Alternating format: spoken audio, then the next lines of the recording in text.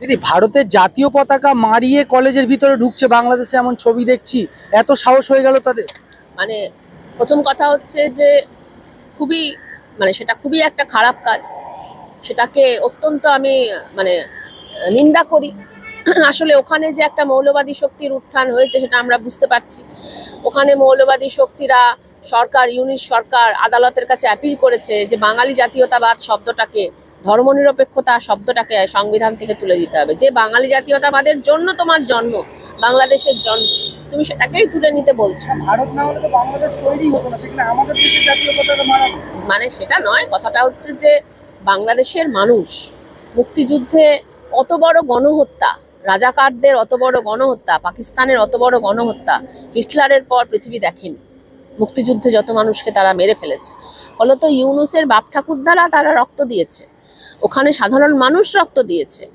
সেই রক্তটাকে অপমান করে ওরা আজকে বাঙালি জাতীয়তাবাদ শব্দটা তুলে দিতে বলছে। তারই ওরা চাইছে যে ইউনূস সরকারটা ফেলতে, ইউনূস সরকারের বদলে আরও কোনো উগ্রবাদী সংগঠন যাতে তৈরি হয়ে যায়। ভারতবর্ষর সঙ্গে একটা যুদ্ধ পরিস্থিতি তৈরি হলে মোদির সঙ্গে এটাই তো ওদের বোঝাপড়া। দেখো, আমি তোমার পতাকাটা মারাবো, তাহলে তুমিও ওখানে 4টে পতাকা আমাদের মারিয়ে দিও, আগুনে জ্বালিয়ে দিও, তারপরে ওখানেও দাঙ্গা করবে, আমি এখানেও দাঙ্গা করবো, একটু যুদ্ধ হবে, আমি তো মরবো না, তুমিও সেফ জায়গায় থাকবে, আমিও সেফ জায়গায় থাকবো, আমাদের দু দেশের সৈন্যগুলো মারা যাবে, আর আমরা আমাদের নিজেদের দেশে ভোট টট তুলে দেবো, বলবো যুদ্ধ চলছে, এখন আর ভোট হবে না। একদিক থেকে দেখা গেল কিছু মানুষ তারা মন্দির পাহারা দিচ্ছে, কিছু মুসলিম সমাজের মানুষ, আবার রাতের অন্ধকারে মন্দিরও কিছু মানুষ ভাঙছে। কারা এরা, কেন এমন করছে?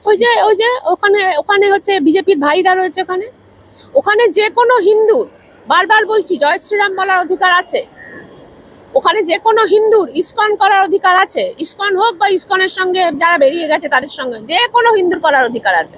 ওখানে মৌলবাদী শক্তিগুলো উত্থান ঘটাচ্ছে, সেই উত্থানটা ঘটিয়ে ওরা বিজেপির ভাইকে ওখানে বসাতে চাইছে, এখানে মোদি আর ওখানে বিজেপির ভাই।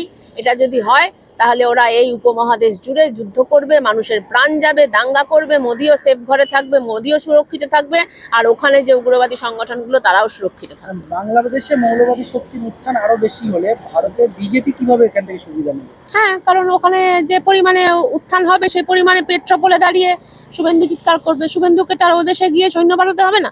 শুভেন্দু পেট্রোপোলে দাঁড়িয়ে চিৎকার করবে, চিৎকার করে বলবে যে তোমার জন্য ও দেশের হিন্দু মারা গেছে, এখানকার মুসলমানের জন্য ও দেশের হিন্দু মারা গেছে, করে এখানকার হিন্দুদেরকে বলবে চলো আমরা একসঙ্গে হই, করে একটা দাঙ্গা করবে। তাহলে এটাই নিয়ম। সেটা হচ্ছে যে ওদেশে যদি হিন্দুদের ওপর অত্যাচার হয়, ওদের হিন্দুদের বাঁচানোর জন্য মোদি চেষ্টা করবে না, এদেশে মুসলমানদের ওপর আর অত্যাচারটা বাড়াবে।